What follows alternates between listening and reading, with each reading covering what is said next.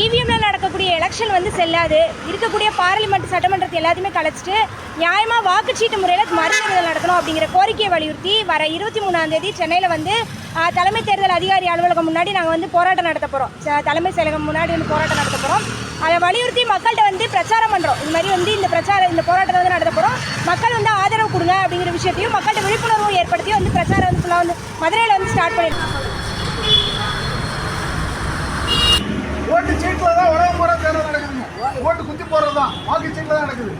நம்ம நாட்டில் என்ன பண்ணுறாங்கன்னா வந்து மிஷினை கொண்டு வந்துட்டாங்க. ஒரு 25 வருஷத்துக்கு முன்னாடி மிஷினை கொண்டு வந்து ஒரு தேர்தலுங்கிற பேரில் ஒரு நாடகம் தான் நடந்துட்டு இருக்கு நம்ம நாட்டில். உண்மையான தேர்தலே நடக்கிறது இல்லைங்க.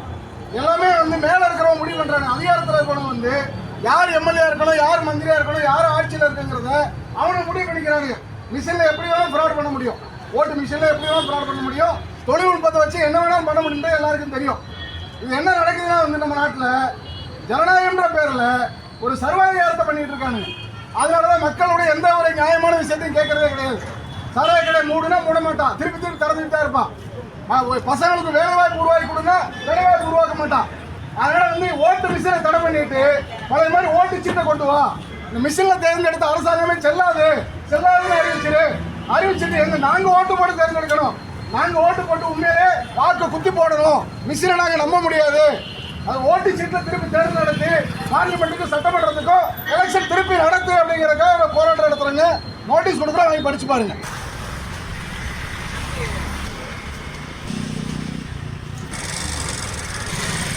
நம்ம நாட்டில் வந்து தேர்தல் வந்து நியாயமாக நடக்கிறது இல்லை. எல்லா பிரச்சனையும் எல்லா மக்களும் எல்லா பிரச்சனையும் கேட்க கிடையாது.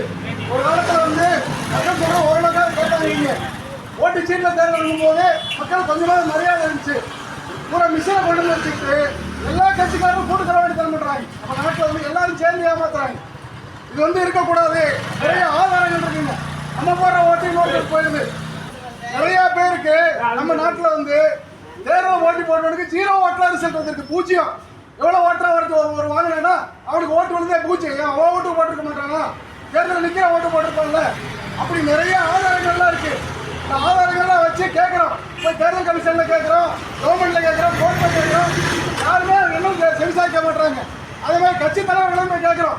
ராகுல் காந்தியிலேருந்து, ஸ்டாலின்லேருந்து, சீமானிலேருந்து, கம்யூனிஸ்ட் கட்சியிலேருந்து எல்லா கட்சி தலைவர்களுமே கேட்குறோம். இப்படி ஒரு மோசடி நடக்குது. மக்கள்கிட்ட தேர்தல் இப்படி ஒரு ஏமாத்துறாங்க நாட்டில். இதை ஏற்றுக்கலாமா?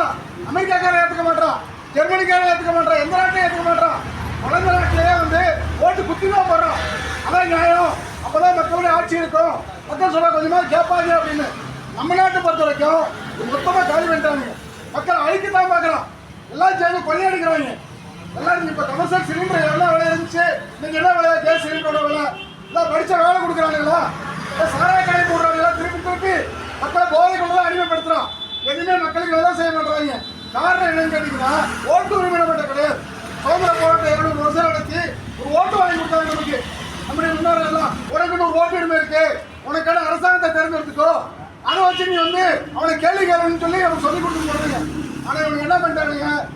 ரொம்ப தந்திரமா ஒரு மிஷினை கொண்டு வந்து இதில் நீ ஓட்டு போடுன்னு சொல்லி நம்மளை வந்து மொத்தமாக அந்த ஓட்டு உரிமையை பறிச்சுட்டாங்க.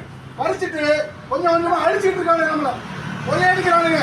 கொள்ளைன்ற பேரில் கொள்றான், லாக்டவுன் போடுறான், அங்கே போற நடக்குது, இங்கே போற நடக்குதுன்னு சொல்லி விலைவாசி ஏற்றுறான், வேலைவாய்ப்பு உருவாக்க மாட்டான், ஒரு பிரச்சனையும் தீர்க்க மாட்டான்.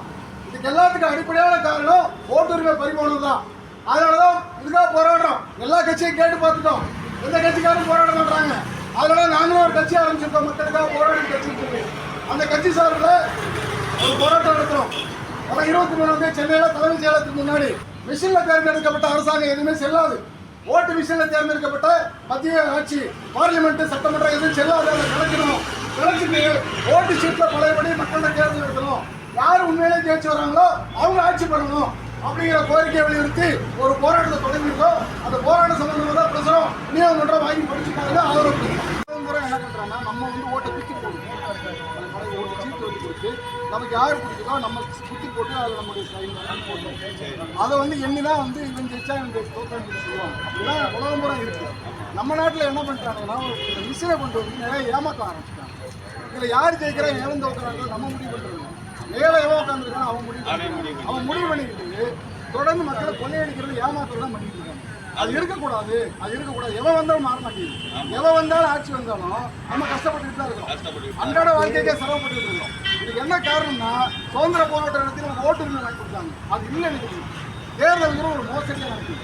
அதனால பழைய மாதிரி உலக பூரா இருக்கிற மாதிரி ஓட்டு குட்டி போடுற உரிமை எங்களுக்கு கொடுக்குது. அப்படி வந்தால் தான் வந்து நாங்கள் சொல்கிறோம் நீங்கள் கேட்க பண்ணுவீங்க, இல்லாட்டி கேட்க மாட்டாங்க.